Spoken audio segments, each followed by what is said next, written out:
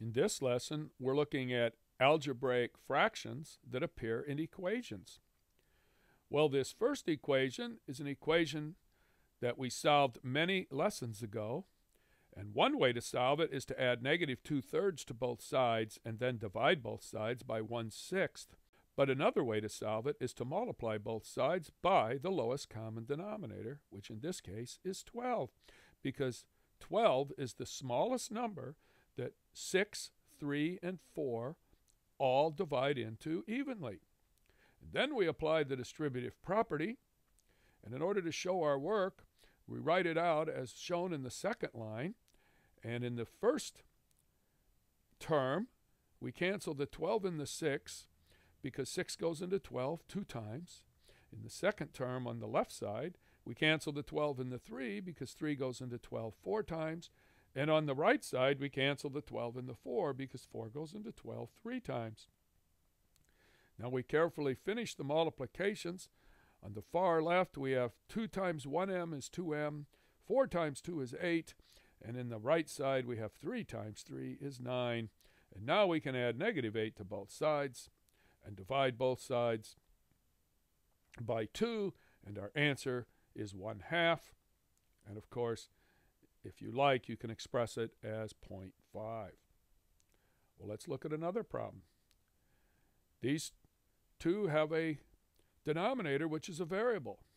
They both have the same denominator, so all we have to do is multiply both sides by that denominator, and that will, of course, make the denominator cancel itself out on each side.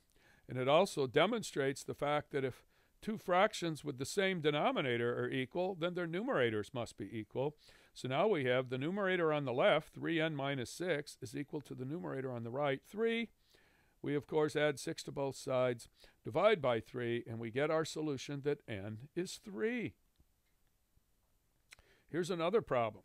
There's the difference of two fractions on the left side and another fraction on the right side.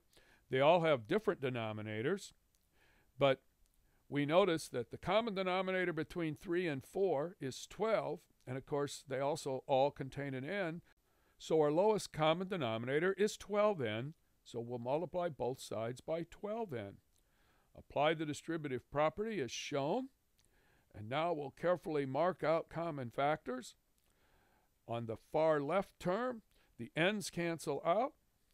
In the second term, 4n goes into 12n 3 times. And on the right side, 3n goes into 12n 4 times. Now back to the left side, we have to apply the distributive property. We get 12n minus 72. And then on the second term, on the left side, it's 3 times 3 is 9. And of course, that's being subtracted. And then on the right side, we have 5 times 4 is 20. Combine like terms, then add 81 to both sides, and divide by 12. And this is as good a way to write it as any. 101/12, a fraction in lowest terms. Here's another problem. Two fractions equal to each other with uncommon denominators.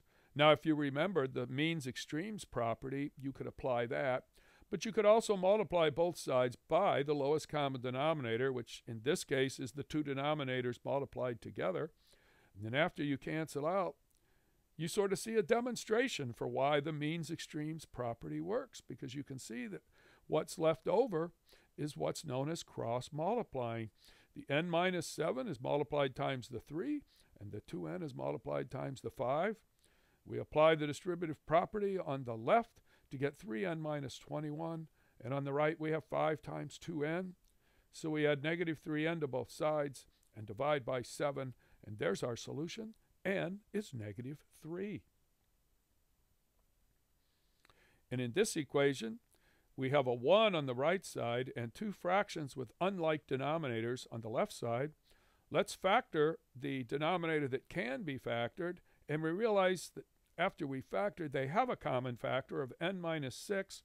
So the lowest common denominator is n times the quantity n minus 6. And we'll multiply both sides by that. And then, so that we can show our work without making errors, we're going to write it in this form by applying the distributive property. Notice on the right side, there's nothing to cancel, so I've already gone ahead and applied the distributive property and simplified to get n squared minus 6n. But on the right side, we're going to cancel some terms on the first term, the n minus 6, leaving us with an n times a 3. On the second term, we canceled the entire denominator out, along with the entire numerator, n times the quantity n minus 6, leaving only an 8. So now let's work this out. We have a 3n, and don't forget that was a subtraction sign there. So it's 3n minus 8, and our right side hasn't changed in a while. It's n squared minus 6n.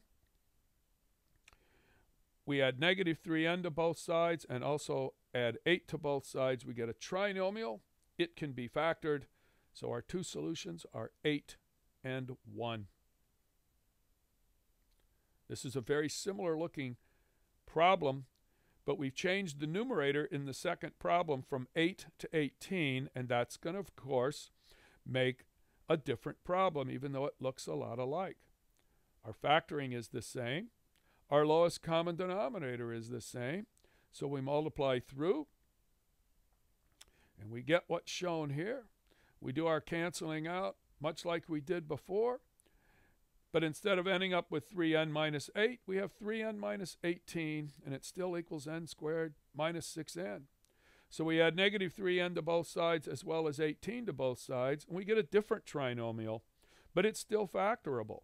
It's n minus 6 and n minus 3, so it looks like our solutions are 6 and 3. But now let's go back and look at this denominator at the very top that I've circled in blue.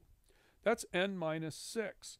So if we take the solution that n is 6, well, 6 minus 6 becomes 0. And of course, 3 divided by 0 is undefined.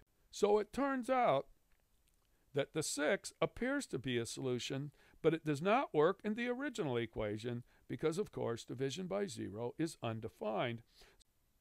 So we're going to cross that 6 out, and our only solution to this equation is that n is equal to 3. And what the 6 is called is an extraneous solution.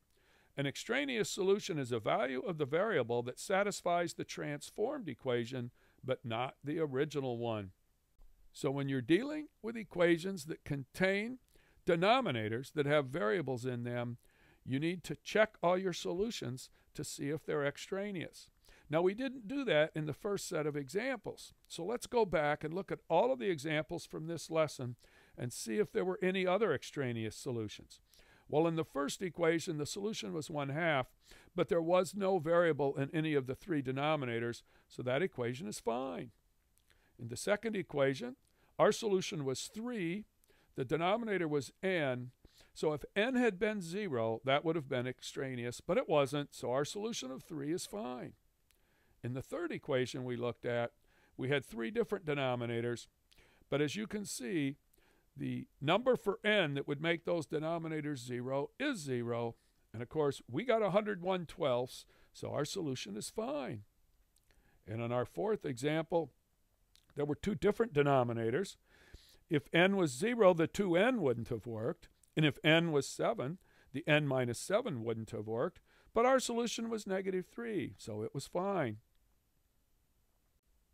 And in our fifth equation, the 2 numbers that would make these denominators 0 would be 6 or 0. Our 2 solutions were 8 or 1, so neither one is extraneous, and they were fine. So in our sixth equation, we did have an extraneous solution, and they don't seem to come up very often, but it's always good to check for extraneous solutions when working with equations that have variables in denominators. When solving equations with fractions, multiply both sides by the lowest common denominator of all the fractions in the equation. When there are variables in the denominators, be on the lookout for extraneous solutions. An extraneous solution is a value of the variable that satisfies the transformed equation, but not the original one.